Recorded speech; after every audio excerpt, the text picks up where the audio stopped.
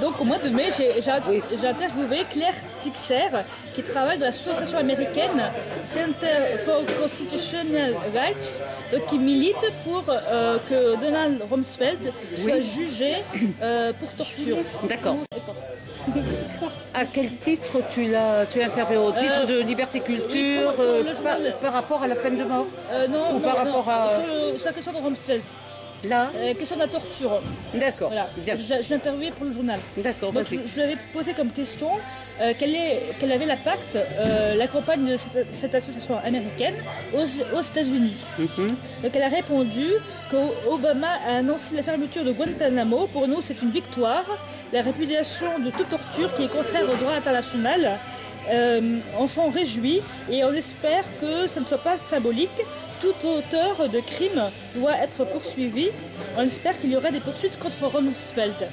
Et donc moi j'ai posé comme question, comme le Sénat américain a établi un rapport critiquant, donc disant que Rumsfeld était coupable de torture, je voulais savoir si ça aurait on va dire une suite.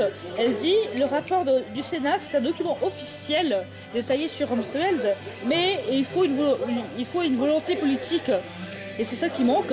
Et le problème c'est que alors jusqu'à maintenant Obama n'est pas très chaud pour qu'il y ait un procès par rapport à cela.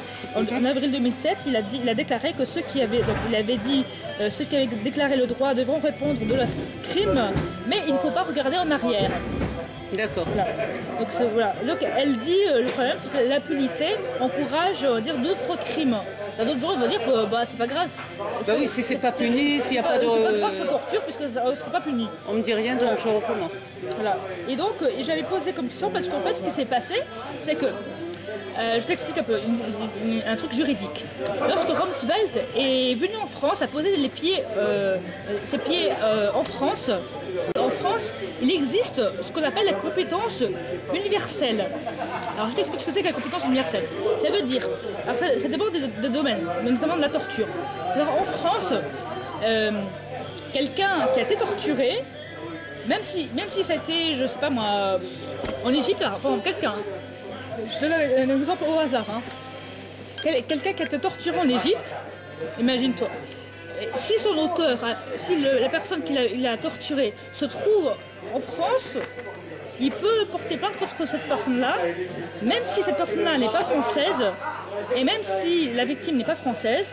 Et Du même fait qu'elle est sur le territoire français, Oui. elle peut être jugée? Oui, et même si la torture n'a pas eu lieu en France. En s'appuyant sur quel... Ça s'appelle la compétence universelle. Mais on s'appuie sur quel droit? Mais en disant que la torture, c'est interdit par le droit international. Et le tribunal, il est français? Oui, un tribunal français peut poursuivre quelqu'un D'accord, avec une juridiction française. française. Peut poursuivre quelqu'un qui a torturé, D'accord. même s'il n'est pas français et même si ça n'a pas lieu en France. Et... Oui, bon. Donc c'est ce qu'on appelle la compétence universelle. D'accord. Ce qui fait que lorsque Rumsfeld a mis ses pieds ici, en France, Oui. les associations de défense des droits de l'homme ont poursuivi, D'accord. en disant il a torturé et tout ça. Ok. Voilà, l'histoire. Mais le problème c'est que la France, évidemment, au niveau diplomatique, elle a eu peur. J'ai dit donc la France, oh là là, les États-Unis, il ne va pas avoir des problèmes. Et donc j'ai posé la question, pourquoi est-ce qu'ils ont cherché pourquoi est-ce qu'ils ont poursuivi Rumsfeld en France? Alors, Voilà, donc pourquoi est-ce qu'on le poursuit en France? Elle explique qu'elle privilégie la justice américaine, ce qui est normal, mais que donc elle dit nous nous basons sur la compétence universelle pour poursuivre Rumsfeld dans d'autres pays. Donc ils ont fait ça en Allemagne, en Espagne, et c'est une façon aussi de sensibiliser l'opinion publique. c'est valable dans d'autres pays, donc? Oui, l'Allemagne, en Belgique, en Espagne. D'accord. Voilà. Et quels sont les pays où c'est pas valable? Je sais pas, je peux pas le dire. Je sais où c'est possible. D'accord. Voilà. Et pourquoi est-ce qu'elle fait ça? C'est parce que c'est pour les victimes, voilà, pour que les victimes Le droit aux victimes, voilà. Voilà. Donc, donc je pense que c'est une campagne intéressante à Bien faire. sûr. Bien sûr. Voilà. Tu peux me rappeler la date? Tu l'as interviewé quand, cette personne? Au mois de mai. D'accord. D'accord. Voilà. Comment tu as été amené à la... Parce qu'en fait, je connaissais... moi, je connais très bien la Fédération internationale des ligues des droits de l'homme, Oui. qui regroupe toutes les ligues dans le monde. Oui. Et cette fédération soutient cette campagne-là, en fait. Elle soutient cette campagne-là. Et moi, c'était quelque chose qui m'intéressait parce que c'est une question dont on parle pas, dont on... Bien sûr. Et donc je les ai appelés et c'est eux qui m'ont transmis le contact de cette personne-là, en fait. Très bien. Voilà. Ok. Et alors moi c'est bien parce que j'ai trouvé des sites américains d'information contre la peine de mort. Donc alors deux informations. La première chose, vous avez entendu parler peut-être à l'Ohio en fait, ils n'arrivaient pas à exécuter un type. Ils ne trouvaient pas sa veine, ils n'arrivaient pas à l'exécuter. Ça ne marchait pas. Et parce que Ils ne trouvaient pas quoi? sa veine pour l'exécuter. Ah oui, d'accord, parce que c'est pas... Voilà. Alors en fait, c'est pas très joli ce que je veux dire, mais en fait aux États-Unis, la peine de mort en fait, aujourd'hui, c'est pour comprendre ce que je vais dire après. Normalement, c'est trois injections en fait. Oui. La première c'est pour endormir, la deuxième c'est pour Détendre. non, Le cœur. non, la deuxième c'est pour les poumons, pour arrêter les poumons, Ouais. et le troisième c'est pour le cœur. Voilà. Sachant que la deuxième injection, normalement c'est interdit aux animaux. Oui. C'est une injection qui est interdite aux animaux, parce que ça fait souffrir les animaux. Mais c'est autorisé sur l'être humain pour dire.